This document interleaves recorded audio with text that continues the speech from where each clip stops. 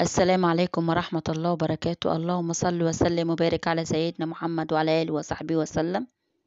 هنا هعمل معاكم بقى فاصوليا بيضة، وهعمل معاكم فراخ، وكنت ناوية ان انا اشوي الفراخ بس ما حصلش نصيب.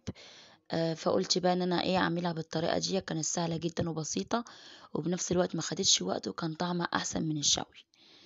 هنا بليت الفاصوليا وسلقتها، يعني سويتها او قبل ما احطها بالصلصه.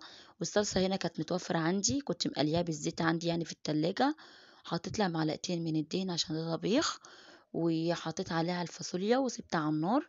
هتاخد لها بس غلوه واتنين، وكده كده اصلا الفاصوليا انا كنت هنا مسوياها، فمش هتاخد معايا وقت. وهنا حطيت معلقتين من السمنه ومعلقتين من الزيت زي ما انتم شايفين كده، عشان هعمل رز بشعريه.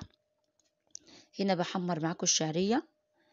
طبعا بحب احط بس حاجه بسيطه من الزيت على السمنه، عشان بنفس الوقت الزيت بيديله برضو طعمه، ويبقى احسن من السمنه، ميبقاش جامد معايا. هنا معايا الشعريه بدات ان هي احمرت، وعندي هنا الرز غسلته وصفيته، بضيف عليه بقلبه شويه لحد ما تنشف الميه اللي فيه، وبعد كده بسقيه بالشوربه. طبعا انا كنت حاطه الشوربه على النار عقبال بس ما غليت، وحطيت لها التوابل بتاعتي. هنا بقى ورحت ساقيه منها زي ما انتم شايفين كده. كانت الفراخ دخلت على سوا وسقيتها منها.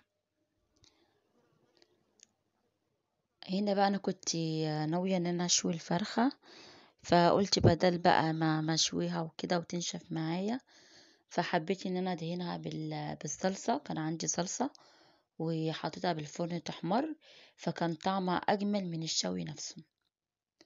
انا بعمل على طول الفراخ او الطيور كده، حتى ما بحمرهمش، ده برضو توفير للزيت، وفي نفس الوقت بيبقى طعمها اجمل وما تنشفش معاكي. هنا كانت معايا بقى لان الفرخه كانت عندي بالفريزر وطلعتها فكت براحتها، وعقبال ما حطيت الميه هنا فرت معايا، كانت الفرخه فكت وقطعتها قطع. بحط هنا بقى على الميه بصلتين والملح.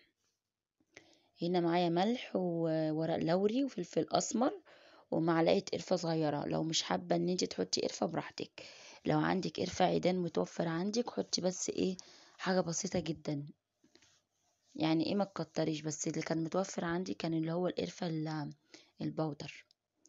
هنا كان معايا بقى الفرخه فكت معايا، وكنت نقعها بخل وملح، فشطفتها وحطيتها بالشكل ده وسقطتها بالشوربه. هسيبها بقى تستوي براحتها. ومعايا بقى هنا بحضر لها هنا الصلصة. طبعا الصلصة اي صلصة عندك، انا كان عندي الصلصة اللي انا كنت مقلياها بتوم وبصل، فبجيبها بالشكل دوت ودهنها، وبعد كده اضيفها احطها بالفرن. طلعت معايا بالشكل ده. طبعا انا حطيت عليها نص مكعب ماجي، اداها طعم جميل جدا، وكان طعمها وشكلها تحفة. فلو حبيتي يعني ان انت تجربيها كده تبقى اجمل من الشوي نفسه، حتى ما تنشفش معاكي. هنا كان معايا طبق الفاصوليا البيضة والفراخ وزيتون والرز. ويا رب يكون عجبكم طبق النهاردة. لو انت جديدة بقى في القناة او اول مرة تشوفي القناة بتاعتي، ما تنسيش بقى تدوسي لايك وتشترك بالقناة وتفعل الجرس، وكومنت حلو منك كده وتشجيع منك. والسلام عليكم.